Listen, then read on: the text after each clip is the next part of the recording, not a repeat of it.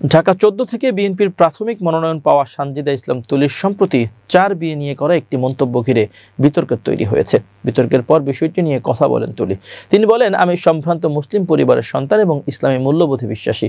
নিজের ফেসবুকে দেওয়া পোস্টে তিনি আরও বলেন, আজ নারীর অধিকার নিয়ে বলতে গিয়ে আমি ৪ বিয়ের ব্যাপারে ইসলামের বিধানের বিরুদ্ধে কিছু বলিনি। তিনি বলেন, কোরআন ও সুন্নাহতে একাধিক বিয়ের অনুমতি আছে, তবে শর্ত হলো ন্যায় বিচার। তুলি আরও বলেন, ইসলামে একজন পুরুষ সর্বোচ্চ ৪টি বিয়ে করতে পারে, তবে কঠোর শর্ত হলো প্রতিটি স্ত্রীকে সময়, অর্থ, অধিকার ও মর্যাদায় পূর্ণ সমান ন্যায় বিচার করতে হবে। কোরআন স্পষ্ট নির্দেশ দেয়, যদি ন্যায় বিচার করা সম্ভব না হয় তবে একটিতে সীমাবদ্ধ থাকো। রাসূল সাল্লাল্লাহু আলাইহি সাল্লাম বলেছেন, বিয়ে প্রকাশ করে করো।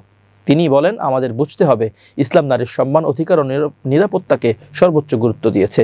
তাই শুধুমাত্র আইনের একটি অংশ ধরে নয়, পুরো নির্দেশনা অনুসারে চলা জরুরি। সমাজের দায়িত্ব হলো নারীর সকল অধিকার নিশ্চিত করা এবং তাদের প্রতি সম্মান বজায় রাখা। তাই আমাদের বক্তব্য ছিল শুধু এই, আমাদের বোনদের ধোঁকা দিয়ে লুকিয়ে বিয়ে করা, তাদের হক থেকে বঞ্চিত করা এবং প্রতারণা করা ইসলামের শিক্ষা নয়। ইসলাম ন্যায়, স্বচ্ছতা ও আমানতের উপর জোর দেয়, প্রতারণার উপর নয়। দুঃখ প্রকাশ করে তুলি বলেন, দয়া করে আমার বক্তব্যকে ভুলভাবে বা ভিন্ন ব্যাখ্যায় উপস্থাপন করবেন না। আমি সম্ভ্রান্ত মুসলিম পরিবারের সন্তান এবং ইসলামী মূল্যবোধে বিশ্বাসী। কেউ ধর্মীয় বোধে আঘাত পেলে আমি আন্তরিকভাবে অনুতপ্ত।